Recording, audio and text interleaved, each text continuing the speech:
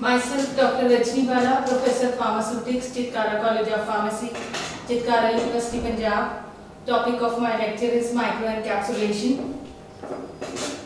Content that I will be covering include introduction, reason for microencapsulation, fundamental consideration, release mechanism, method of preparation, applications of microencapsulation, physiochemical evaluation, finally the advantages and conclusion.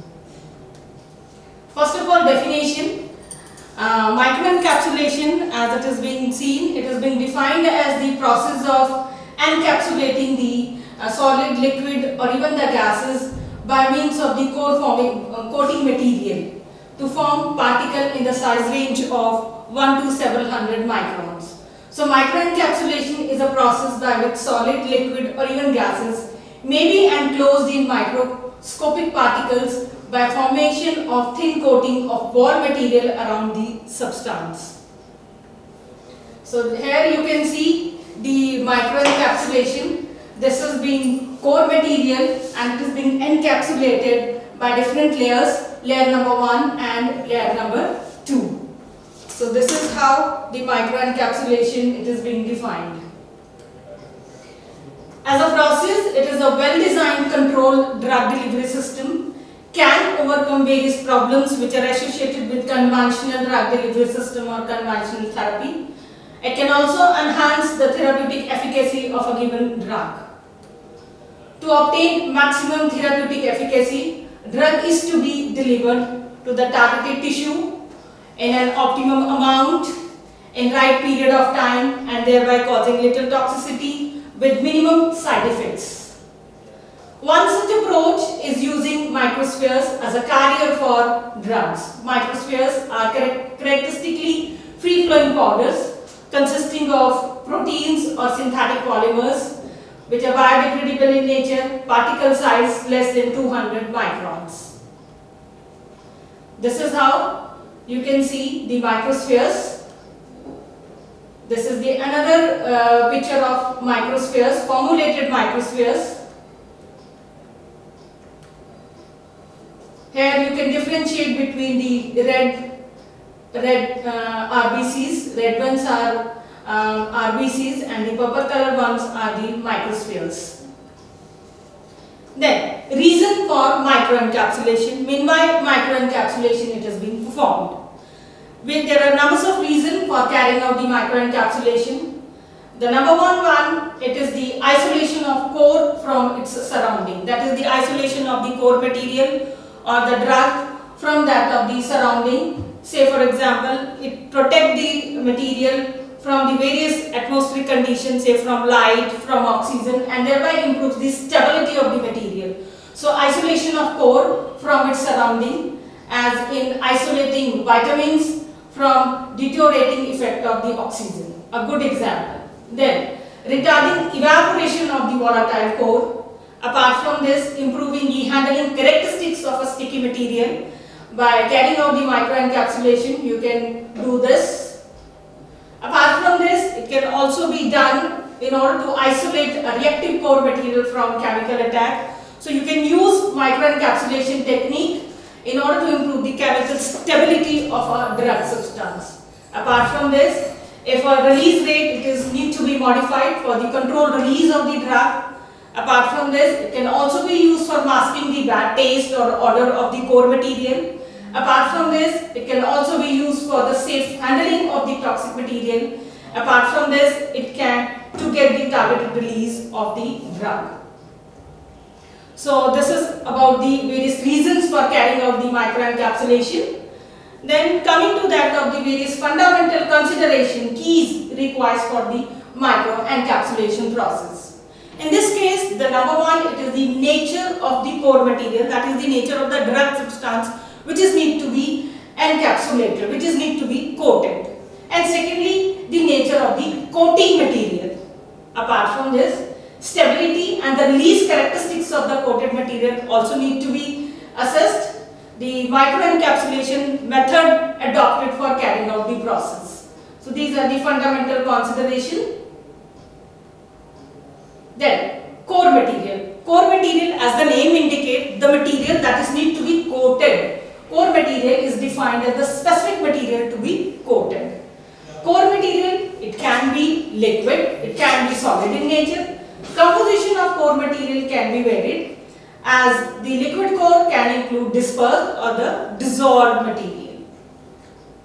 Solid core, it can be a single solid particle or it can be the mixture of active ingredients along with the stabilizers, diluent, excipients and release retardant or accelerator. Then, first of all, coating material. The selection of coating material decides the physical and the chemical attributes, so you can say the properties of the resultant microcapsules or the microspheres. While selecting the polymer, the product requirement should be taken into consideration, and this include the stabilization, this include the reduced volatility, it also include the release characteristic required, it also include the various environmental conditions. Then, this is the division or the classification of the polymers, various types of the polymers that can be used for carrying out the microencapsulation process. Depending upon their origin, you can classify them as natural and synthetic. Natural one again divided into the two types, that is the biodegradable and non-biodegradable. In case of the biodegradable, we have example of polyanhydride, we have example of polyanhydride lactides, glycolides. In case of the non-biodegradable, we have epoxy polymer, acrolein. In case of synthetics, we have proteins, carbohydrates and certain chemically modified carbohydrates. Proteins, well-known example include albumin, gelatin. Carbohydrates, a very good one, it is the starch. In chemically modified carbohydrate, we have polyacryl dextrane and polyacryl starch. So this is about the brief classification of the various polymers that can be utilized for carrying out the microencapsulation process. Then, the polymer should be capable of forming a film that is cohesive with the core material. This is the characteristic of the polymer. So, before selecting the polymer, following characteristics should be taken into account.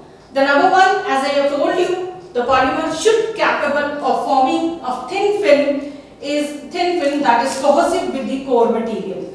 That is to say that it has got a good binding property with that of the core material. Then, should be chemically compatible with the core material, should be non-reactive with the core material. It should also be compatible with the other formulating ingredients used for carrying out the microencapsulation. Apart from this, it should provide the desired coating properties to the core material, that is, it should provide the desired strength. It should have enough flexibility, it should have impermeability, apart from this, optical properties and the stability. Then, generally hydrophilic or hydrophobic polymers, or you can use the combination of both hydrophilic as well as the hydrophobic polymer for carrying out the microencapsulation process. Numbers of coating materials that have been successfully utilized for carrying out the microencapsulation process include gelatin, polyvinyl alcohol, ethyl cellulose, even the cellulose acetate phthalate. These are the certain generally used and commonly available coating materials that can be utilized for carrying out the microencapsulation process. Then, film thickness, it is the another important characteristics for carrying out the microencapsulation. The film thickness can be varied considerably depending on the surface area of the material to be coated, depending upon physical characteristics of the system required, depending upon the microcapsule may consist of a single particle or a cluster of particles. After isolation from liquid manufacturing vehicle and drying, the material appear to be free-flowing powders. So in actual sense, one can say that microparticles or the microcapsules, these are the free-flowing powders. The powder is suitable for formulation as, then it can be formulated into various types of the pharmaceutical dosage form. That is, you can compress them in the compressed tablet. You can also formulate them as a hard gelatin capsule. You can also formulate them in the form of suspensions or the other dosage form. So after formulation of the free-flowing powder, microcapsule free-flowing powder, you can compress the tablet. You can also go for the hard gelatin capsule. You can also go for the suspensions. Then, coming to the morphology of microcapsules. Morphology of microcapsule depends mainly on the core material and the deposition process of the core, that is the deposition process of the shell. So depending upon that, microcapsules, they may be mononuclear, they may be polynuclear, or they may be matrix type. So first of all, mononuclear, as the name indicates, mono means single. So mononuclear means microcapsules contain the shell around the core, a single layer around the core material. Then polynuclear. Polynuclear capsules have many core that are enclosed within the shell. Okay. Then we have a matrix type microcapsule, that is the matrix encapsulation, in which core material it is uniformly distributed homogeneously throughout the shell material or throughout the coating material. In addition to these three basic morphologies, microcapsule can be mononuclear with multiple shell, or they may form cluster of microcapsules. So this is about the morphology of the microcapsule. So you can say that depending upon the morphology, you can divide microcapsules into the three different types, that is the mononuclear, polynuclear and the matrix type. So this is how you can say that microcapsules, they may be mononuclear. As you can see, there is a core material and around that we have a single layer. Then we have a polynuclear, in which there is numbers of the core material, and then we have a coating material. And this is the matrix type, in which the core material, it is being uniformly distributed throughout the matrix. So this is about the mononuclear, polynuclear and matrix type of the microcapsules. Then coming to the release mechanism, which is a very important thing to understand. Even when the aim of a microencapsulation is the isolation of the core material from its surrounding, the wall must be ruptured at the time of use. So depending upon this, variety of release mechanism can be proposed from the microcapsules. So these mechanisms include, you can release the drug out of the microcapsule by pressure or the shear stress, by melting the wall of the coating material, thirdly by dissolving it under the particular condition, as in the case of the anteric drug coating, then by the action of certain solvent, by the enzymatic attack, by the chemical reaction, or by the hydrolysis or slow disintegration. So these are the different types of the release mechanism proposed for the microcapsules depending upon the type of the coating material. But in case of the matrix type, here the release, it may be by the dissolution of this coating material, or by means of the diffusion of the surrounding solvent through this coating material and then dissolving this drug particles. And apart from this, there may be also the combination of dissolution cum diffusion. So this is the another type of the release mechanism that can be studied for the matrix type of the microcapsules, that is the dissolution, diffusion or combination of dissolution cum diffusion. Then coming to the various techniques that can be used for carrying out the microencapsulation, that is the method of preparation of the microcapsules. Preparation of microsphere should satisfy certain criteria. This include the ability to incorporate reasonably high concentration of the drug. Maximum amount of drug can be encapsulated. Secondly, stability of the preparation after the synthesis with a clinically acceptable shelf life. Okay, so after the formation, it should remain stable for a reasonable period of time, mean to say that. Then, controlled particle size with dispersibility in aqueous vehicle for injection. Apart from this, release of active agent with a good control over a wide time scale. Means to say that you can control the release depending upon the requirement. Apart from this, biocompatibility with a controllable biodegradability, then susceptibility to chemical modification. So these are the certain methods that can be used for carrying out the microencapsulation. This includes the number one, air suspension technique, the earliest technique. Then we have a phase separation conservation technique. Then we have a multi-orifice centrifugal process. Then we have a spray drying and spray congealing process.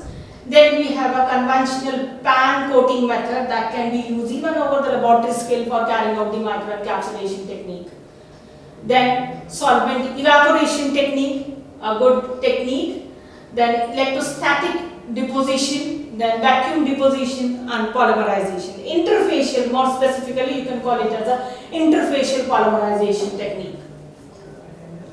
So these are the certain other technologies that can be used for carrying out the microencapsulation. Apart from solvent evaporation, you can use the thermal gelation technique, and fluidized bed technique, droplet freezing, droplet gelation, exclusion and supercritical fluid. So these are the certain other technologies that can be used for carrying out the microencapsulation.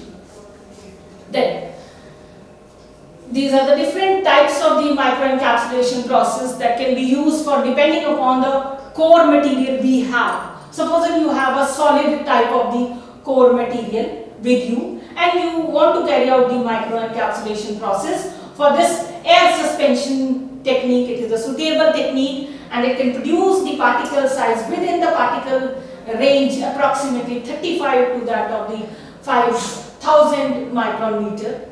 Then for phase separation conservation technique, you can use solid as well as the liquid core material and it can give you the particle size in the range of 2 to 5000 microns.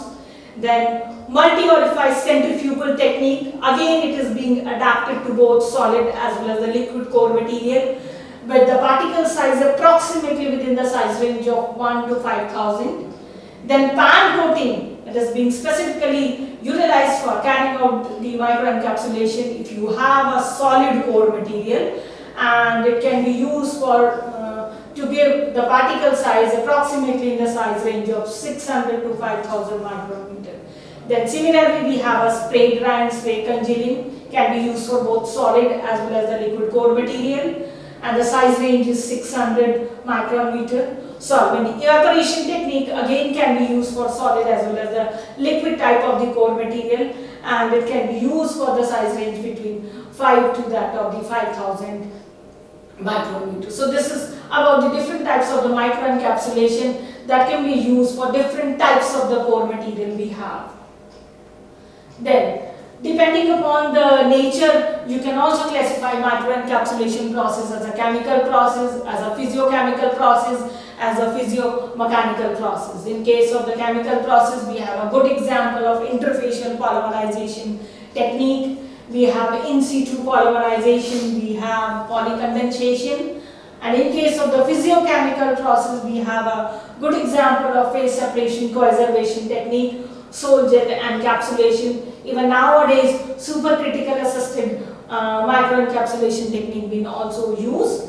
Then in case of the physico-mechanical process, we have a spray drying, spray congealing technique. We have got fluidized bed coating, pan coating and solvent evaporation. All these techniques which are being mentioned here, they have got a wide pharmaceutical application, can be used for the various purposes, that is they can be used in order to produce the controlled release beads and for the taste masking and the odor masking, as we have discussed in the applications of reason for carrying out the microencapsulation. Then, first of all, we'll discuss about the air suspension technique. Air suspension technique, it is one of the earliest technique that is being used for carrying out the microencapsulation, and it is a technique very much similar to that of the fluidized bed drying process. And this technique, it is also sometimes known as the Wurster technique. So in this case, what we do, solid, it is being used as a particulate core material, it is being dispersed in a supporting air stream. That is the core material which is required to be coated. उसको हम क्या करते हैं? It is being dispersed in a supporting air stream.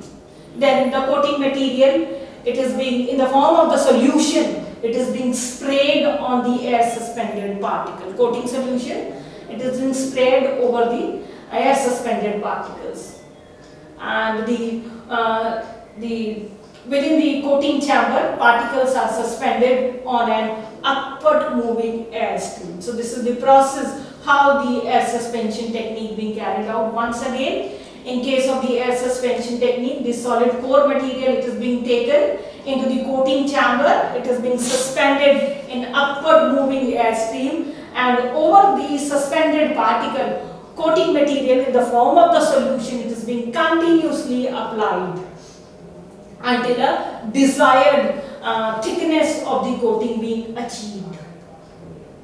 The design of the chamber and its operating parameters affect a recirculating flow of the particle through the coating zone portion of the chamber, where a coating material, usually a polymeric solution, is sprayed or applied over the continuously moving particles, and during each pass or during each motion through the coating zone, the core material, it receives a small increment of the coating material. This is how you can see that this is your coating chamber, and this yellow mark, these are the particles which are being suspended in the upward moving air stream, and over this the coating solution, it is being continuously being applied to form the desired thickness of the coating. This is how clearly you can see here we have a controlled particle flow. This is the coating portion and the coating spray. This is the upward moving air stream. Okay, and in this way the recirculation, continuous recirculation of the particles, it is being carried out.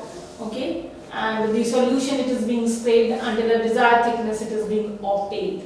This is the process of air suspension technique for carrying out the micro encapsulation.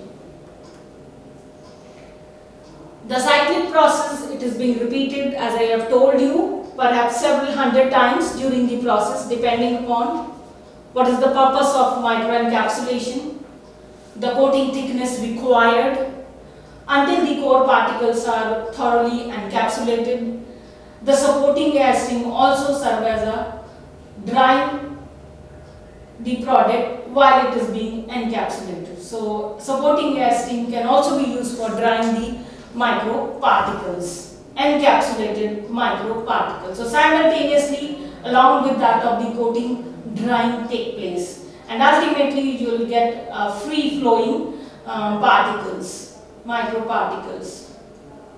This is how, as I told you, very much similar to that of the fluidized bed coater, and we have different patterns, that is the top spray, bottom spray, and the tangential spray, sideway, and the spray is from the top. In this case we have got the bottom, and in this case we have this tangential flow of the particles. So drying rate are directly related to the volume, temperature of the supporting air. So this is all about the air suspension technique. Then coming to that of the next one, that is the phase separation coservation technique, also known as the coservation phase separation technique. So microencapsulation by coservation separation, phase separation technique, it is generally attributed to the National Cash Register Corporation and the patent of P.K. Green et al. Okay, and this is the technique that was first reported process to be adapted for the indirect production of microcapsules. Currently we have two methods for carrying out the coservation. Number one is the simple and the second one it is the complex process. Simple process and the complex process. The mechanism of microcapsule formation by both, that is simple as well as the complex process, it is being quite identical except for the way in which the phase separation is being carried out. For example, in case of the simple coservation technique, any desolvating agent it is being added to carry out the phase separation. But in case of the complex coservation, complexation between two oppositely charged polymers take place in order to assist the microencapsulation process. So we have two different techniques, that is the simple coservation and the complex coservation. In simple coservation, as I have told you, desolvating agent it is need to be added, and in case of the complex coservation, complexation between two oppositely charged polymers take place. So different steps which are involved in the coservation phase separation technique. Generally, phase separation coservation technique it involves three steps. Number one step, it involves the formation of three immiscible phase. These three immiscible phase, we have a solvent, second we have a core material phase, and thirdly we have a coating material phase. So these are the three immiscible phase. It is the first step, that is the formation of three immiscible phase, which include the solvent, core material phase and the coating material phase. So once we have a three immiscible phases, the second step it involves the deposition of the coating material over that of the core material.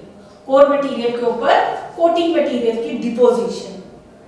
And third step is the rigidization of the coating material, and it is being usually done by means of the thermal congealing or by means of the cross-linking or desolvation technique to form the microcapsules. So one can say that in case of the phase separation coservation technique, there are three important steps. Number first is the formation of three immiscible phase. After this, we carry out the deposition of the coating material over that of the core material.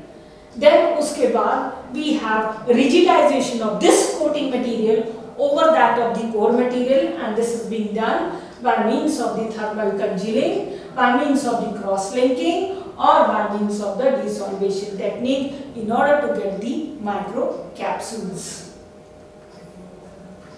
So, how it proceeds? The core material is dispersed in a solution of the coating polymer. First of all, what we do? We take the core material. Say for example, if I want to carry out the microencapsulation of a particular drug, first of all I disperse that drug or core material within the coating solution polymer. Then coating material phase and immiscible polymer in the liquid state is formed by, number first, by changing the temperature of the polymeric solution. Secondly, by the addition of the salt.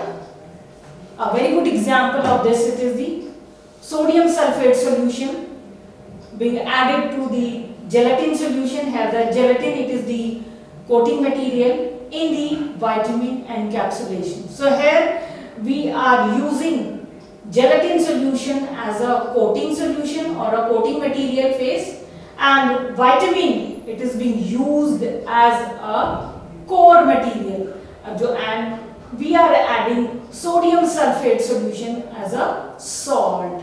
So phase separation it can be carried out by different ways. Number first, by changing the temperature of the polymeric solution. A very good example of changing the temperature of polymeric solution, it is the ethyl cellulose being used as a coating material. Ethyl cellulose, it is generally insoluble in the solvent, that is the cyclohexane, at the room temperature. So when you disperse ethyl cellulose,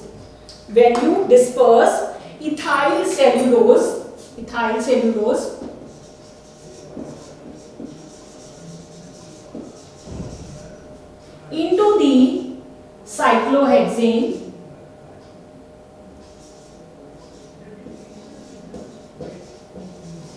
at room temperature.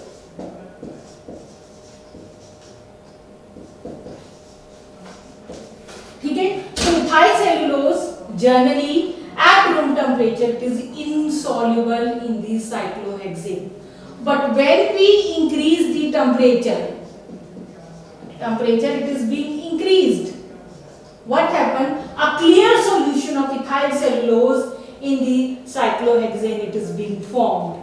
And if in this particular clear solution, if you disperse your core material, okay, and carrying out the cooling, reduce down the temperature, what happened? This ethyl cellulose, it again comes out, it again precipitates out. And where will it go? It shrink around the core particle to form the microcapsules. So very good example of change temperature of the polymer solution. As I have given you, ethyl cellulose, it is being used as a coating material, and when it is being taken into the cyclohexane to form a coating solution at room temperature, it is insoluble. But when the temperature is being raised, a clear solution of ethyl cellulose in the cyclohexane it is being formed. And if you disperse your core material in this solution and finally carry out the cooling at room temperature, this ethyl cellulose again comes out of this cyclohexane, and these particles they get deposited around that of the core material, resulting into the formation of the microcapsule. Then this I have already explained, addition of the salt. In this case we are using sodium sulfate, okay, as a salt. It is being added to the gelatin solution in order to carry out the microencapsulation of vitamins. Then another example, addition of the non-solvent. It can also be used for carrying out the phase separation. And a very good example of this, it is the addition of isopropyl ether to the methyl ethyl ketone solution of cellulose acetate butyrate. Okay, and in this case the core material it is the methylscopolamine hydrobromide. It is a core material and isopropyl ether. Okay, it is the non-solvent and methyl ethyl ketone solution of the ethyl cellulose acetate. This can be used to assist the microencapsulation by the addition of the non-solvent.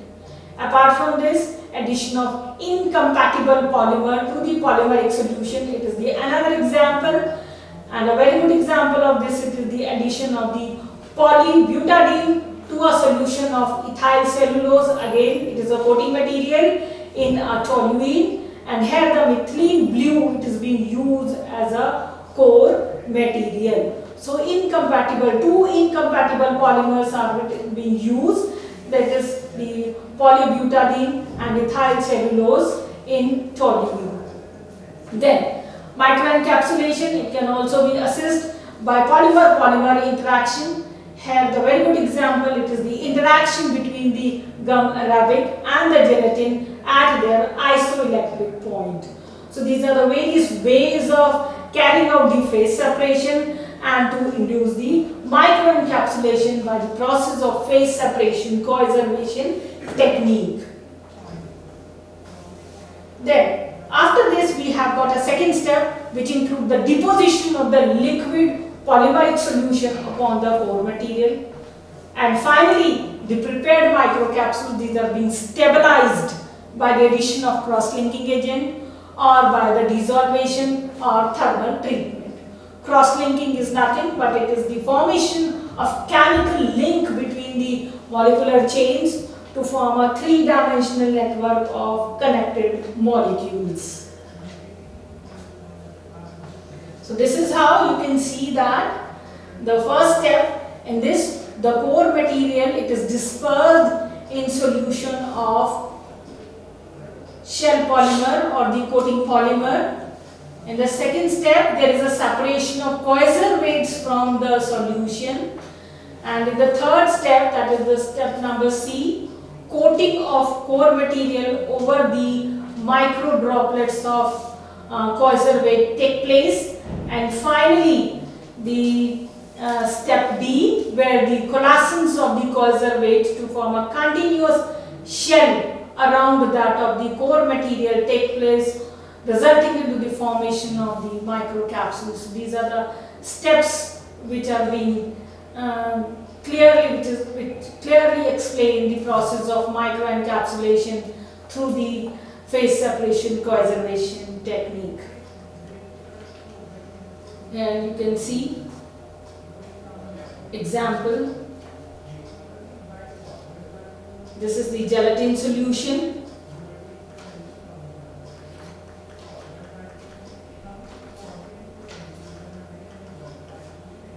Okay, so this is the gelatin solution. This is the gum arabic. These are the two different gums. Okay, and there one is positively and other is negatively. pH is being adjusted to assist the microencapsulation. Then, after the phase separation conservation technique, we have another important technique, that is the multi-orifice centrifugal process. The Southwest Research Institute has developed this particular method for carrying out the microencapsulation process. And this is a mechanical process that is being used to carry out the microencapsulation. Here, as the name indicates, centrifugal force it is being used to carry out the microencapsulation to deposit the coating material around that of the core material. Okay, so centrifugal force it is being used. Therefore, the name is multi-orifice centrifugal process. Various process variables which are being included in this particular technique. It includes the rotation speed of the cylinder, the flow rate of core and the coating material, the concentration, viscosity, surface tension of the core material, as well as that of the coating material, concentration and the viscosity of the coating material. So the multi-orifice centrifugal process, it is being capable of producing microencapsulation with liquid as well as the solid core material of varying size range with diverse coating material. The encapsulated product can be supplied as slurry in the hardening media or in the form of the dry powder, and it can has got a very good production rate, that is it can produce particles at the rate of 50 to 75 pounds per hour. So this is the rate with which multi-orifice centrifugal process can produce the microcapsules. Then coming to another simple technique, that is the pan coating technique, very much similar to that of the pan coating that we carry out in order to carry out the coating of the tablets. So pan coating technique, it is being suitable for relatively large particles, and as the name indicates, in this case the solid particles are being taken as a core material having a size greater than 600 microns. Okay, and it is being extensively used for the preparation of the controlled release beads. Okay, medicaments are usually coated onto various spherical substances, okay, such as sugar seed, and coated with protective layer of various polymer. Coating solution, it is being applied in the form of the solution or as an atomized spray to the desired solid core material in the coating pan. So simple way to say this is that the core material, it is being taken into the coating pan, conventional coating pan, and over that the coating solution, it is being sprayed continuously over the moving particles. Okay, and the solvent, it is being continuously removed. So after the evaporation of the solvent, the free flowing microparticles are being formed. Usually to remove the coating solvent, warm air it is being used. Okay, it is being circulated over that of the core material as the coating being applied over the core material in the coating pan. In some case, final solvent it is also removed by carrying out the oven drying of the particles.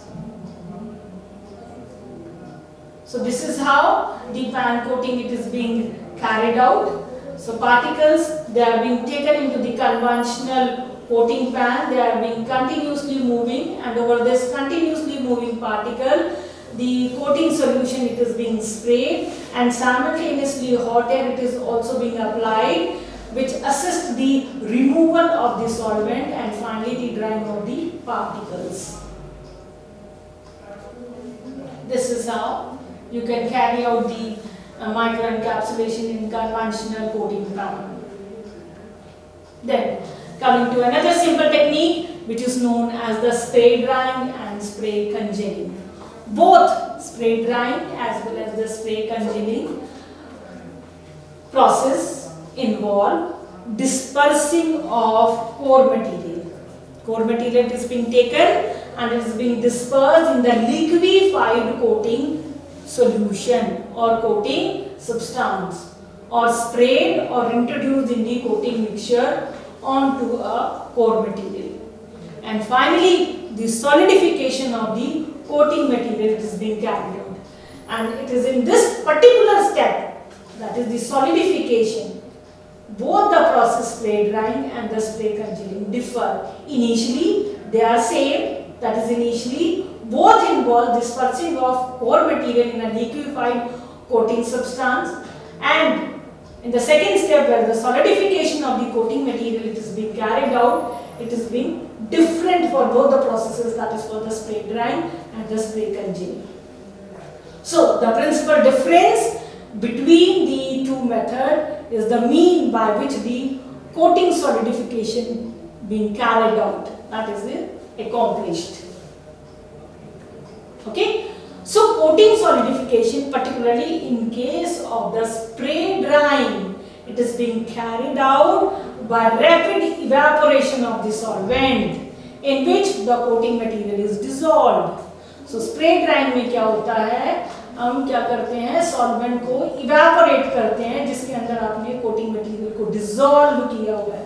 So coating solidification in case of the spray drying, it is being carried out by rapid evaporation of the solvent in which the coating material is dissolved.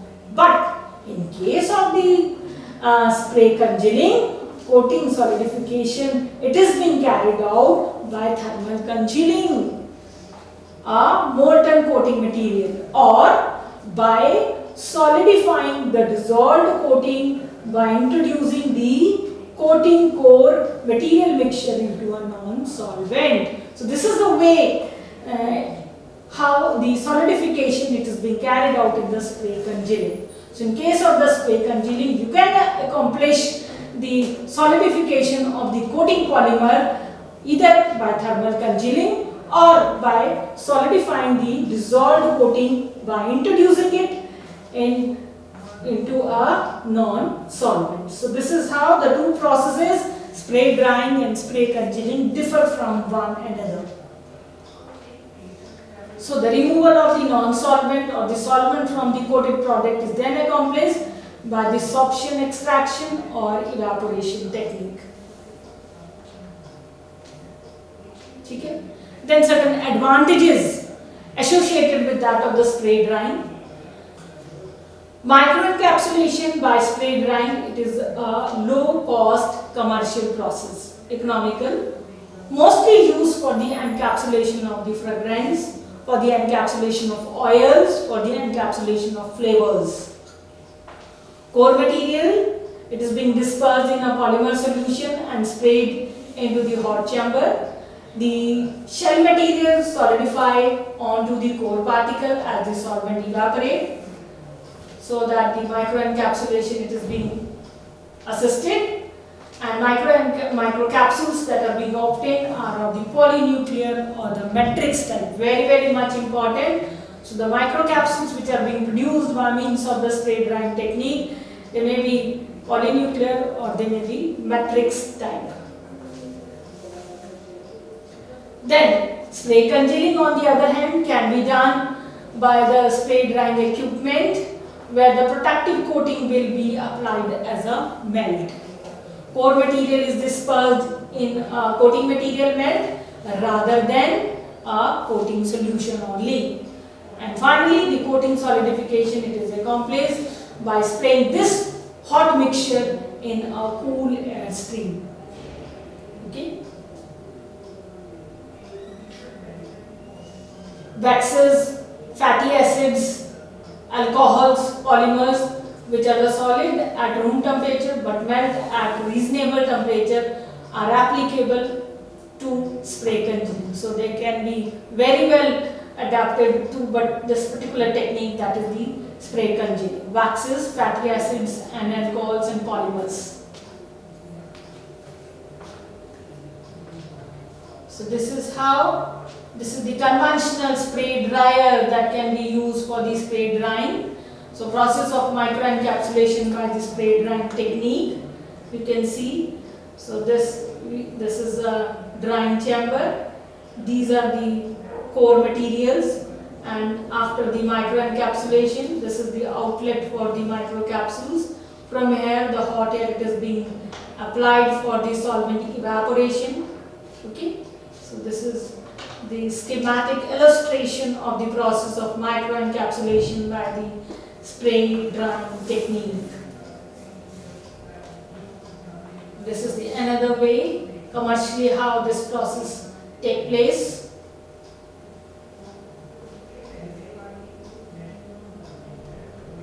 Then another simple technique, it is the solvent evaporation technique, very much similar to that of the pan coating technique. But here the solvent evaporation, it is being carried out. Okay. Solvent evaporation technique are carried out in a liquid manufacturing vehicle, that is in the oil water type of emulsion, which is prepared by agitation of two immiscible liquids. Two immiscible liquids are being taken, they are being agitated to form the liquid manufacturing vehicle. The process involves dissolving the microcapsule coating polymer in a volatile solvent which is immiscible with the liquid manufacturing vehicle phase. So in this process what we do, we dissolve the coating polymer, okay, in a volatile solvent, and this volatile solvent is immiscible with the liquid manufacturing vehicle phase. And then what we do, we take the core material, that is the drug which is need to be coated, okay, which is need to be microencapsulated. It is being dissolved or dispersed in the coating polymer solution. So first of all, we take the coating polymer, we dissolve it in a volatile solvent which is immiscible with the liquid manufacturing vehicle phase, and into this the core material, it is being taken and dissolved or dispersed. Then with agitation, the core coating mixture is dispersed in the liquid manufacturing vehicle phase in order to obtain the microcapsules of appropriate size range. So with agitation, the core coating mixture is dispersed in the liquid manufacturing vehicle phase to obtain the appropriate size microcapsules. Agitation of system is continued until the solvent gets completely evaporated. Okay, solvent partition into the aqueous phase and is removed by evaporation. Okay, this process results in the hardening of the coating around that of the core material and result into the formation of the hardened microspheres which contain the active moiety. So this is about the solvent evaporation technique. Several methods can be used to achieve the dispersion of the oil phase into the continuous phase in order to assist the oil water emulsion formation. The most common method that is being used, it is the use of the propeller style blade that is being attached to a variable speed motor.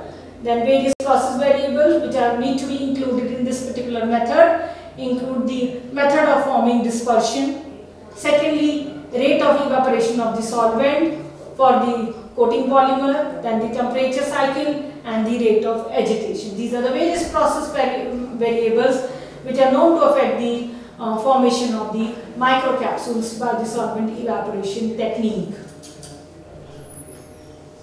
Then certain important factors that must be considered in the solvent evaporation technique. It include the choice of the vehicle phase, then the choice of the solvent for the polymeric coating material, then these choices greatly influence the microcapsule property as well as the choice of the solvent recovery technique. The solvent evaporation technique is being applicable to the wide variety of liquid as well as to the solid core materials. The core material may either water soluble or may be water insoluble, and a variety of film forming polymers can be used to assist the coating to form the microcapsules. Then we have another important technique which is known as the polymerization, or sometimes also known as the interfacial polymerization technique. Okay, a relatively new microencapsulation technique that is being utilized, okay, in order to produce the microcapsules. This particular method, it involves the reaction between the monomeric units which are present at the interface, which are located at the interface between the core materials, substance, and the coating phase in which the core material is dispersed. So here the interaction which is being take place at the interface. So the method involves the reaction of the monomeric units located at interface existing between the core material substance and a continuous phase in which the core material is dispersed, and this results into the polymerization and formation of the microcapsules. So interfacial polymerization technique, capsule shell will be formed at the surface of the droplet or particles by polymerization of reactive monomeric units. The substance are multifunctional monomers. Generally used monomers include multifunctional isocyanate and multifunctional acid chlorides. These will be used either individually or in combination. Then multifunctional monomer, these are being dissolved in the liquid core material. Then it will be dispersed in the aqueous phase containing the dispersing agent. Then after that, a co-reactant multifunctional amine will be added to the mixture. This results in the rapid polymerization at the interface and result into the formation of the microcapsules. A polyurea shell will be formed when isocyanate react with amine. A polynylon or polyamide shell will be formed when the acid chloride react with amines, and when isocyanate react with the hydroxyl containing monomer, it produces the polyurethane shell. This is the another technique which is the in situ polymerization technique, which is not of much importance for pharmaceutical application. Then coming to the various applications of the microencapsulation. There are numbers of pharmaceutical applications of microencapsulation technique. This particular technique is being widely used in order to design the controlled release and sustained release dosage forms. Apart from this, another important applications, it is being used in order to mask the taste of the bitter drugs. Say for example, we have got numbers of the drugs which have got a bitter taste, and the paracetamol, which is the commonly used drug, it is the example where the bitter taste it is being masked by carrying out the microencapsulation technique. Then nitrofurantine, it is the another drug which have got a bitter taste. Apart from this, microencapsulation technique can also be applied in order to reduce the gastric irritation or other GI irritation. For example, it can be applied to numbers of the non-steroidal anti-inflammatory drugs, and most of them, as it is known to us, that they are known to cause the gastric irritation. So in order to reduce the gastric irritation, microencapsulation technique can be used as one of the options. Then sustained release of the aspirin has been reported, okay, by means of the microencapsulation, sustained release aspirin preparation has been reported to cause significantly less gastrointestinal tract bleeding than that of the conventional preparation of the aspirin. Apart from this, a liquid can be converted into the pseudo-solid for easy handling and the storage. So one can say that in a simple way that microencapsulation technique can also be used in order to improve the handling property of a drug. Okay? So hygroscopic properties, that is in order to improve the stability, hygroscopic property of the core material may also be reduced by carrying out the microencapsulation, and one such example of that of the sodium chloride. After that, carbon tetrachloride and numbers of the other substances have been microencapsulated, and the purpose for this is to reduce their order as volatility.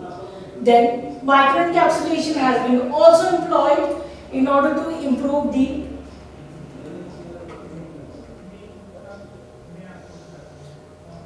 provide the protection to the core material against the atmospheric conditions. Say for example, the microencapsulation of vitamin A palmitate, it is being done in order to improve its stability, or in order to provide the protection of this against that of the atmospheric effect.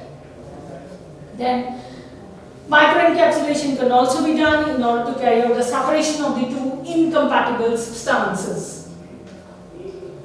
So this is about the various applications of the microencapsulation, pharmaceutical application of microencapsulation. So in this particular lecture, we have discussed about the definition of the microencapsulation technique, general consideration regarding the core and the coat material. Apart from this, we have discussed the various techniques that can be used for carrying out the microencapsulation. And finally, we have discussed about the various applications, pharmaceutical applications of the microencapsulation techniques. Thank you.